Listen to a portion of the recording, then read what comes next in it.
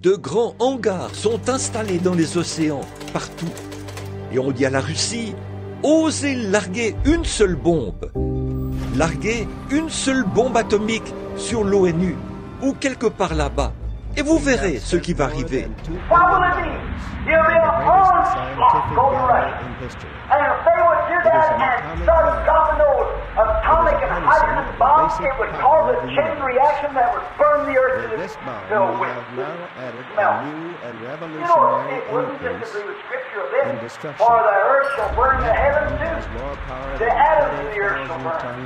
Que se passera-t-il? Il y aurait une attaque massive contre la Russie. Et si on faisait cela, et qu'on se mettait à larguer ces bombes atomiques et ces bombes à hydrogène, ça provoquerait une réaction en chaîne qui brûlerait la Terre jusqu'à la mèche. Elle se dissoudrait. Vous savez, cela ne serait pas du tout en contradiction avec les Écritures, car la terre sera consumée, et les cieux aussi. Les atomes de la terre brûleront.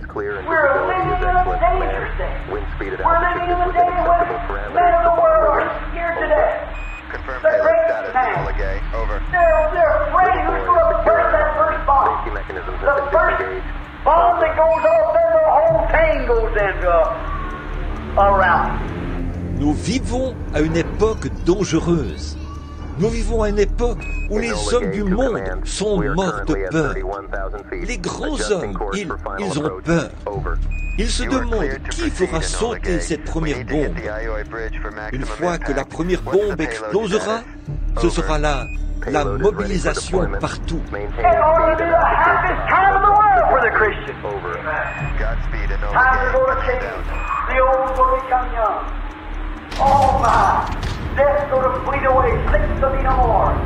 Ce devrait être le temps le plus heureux qu'il y ait jamais eu pour le chrétien. Les temps vont changer, les vieux vont devenir jeunes. Oh là là, la mort va disparaître. Il n'y aura plus de maladies. But God shall come and take the elect from the four winds of the earth and shall gather them under his own wings. And we'll live and reign with him forever in his heaven. Il n'y aura plus de réunions de prière pour les malades.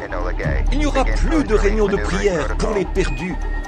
Dieu viendra chercher les élus des quatre vents de la terre et les rassemblera sous ses propres ailes. Et nous vivrons et régnerons avec lui pour toujours dans son ciel.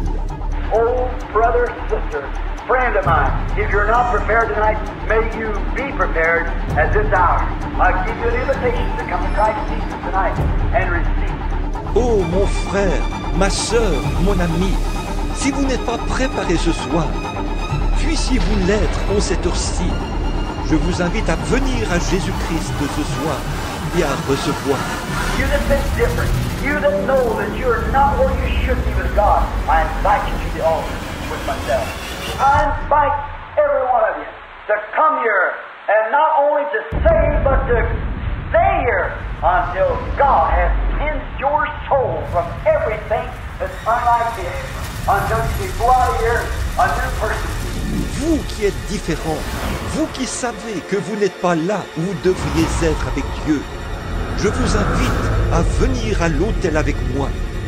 J'invite chacun de vous à venir ici, et pas seulement pour dire des mots, mais pour rester ici, jusqu'à ce que Dieu ait purifié votre âme de tout ce qui n'est pas comme lui, jusqu'à ce que vous repartiez d'ici une nouvelle personne. Not with a corn plastic, but go out of here with a blood transfusion that purifies your blood and gives you new life and new hope. Go out with the baptism of the Holy Spirit. Ne repartez pas d'ici en ayant sur vous un pansement pour corps, mais repartez avec une transfusion de sang qui purifie votre sang et qui vous donne une nouvelle vie et une espérance nouvelle. Repartez avec le baptême du Saint-Esprit. Go out, not shouting, not dancing, not so much. Them things are all right. They all belong in the church, they all belong in the Bible. But what I'm talking about is the Holy Spirit, God and love. Repartez, non pas en criant, non pas en dansant, non pas, ces choses-là sont très bien, Elles ont toute leur place dans l'Église. Elles ont toute leur place dans la Bible. Mais ce dont je parle, c'est du Saint-Esprit, l'amour de Dieu. Comment les gens peuvent-ils être irréfléchis au point de commettre une telle erreur? Refuser d'écouter ces fous que l'on frappe à la porte.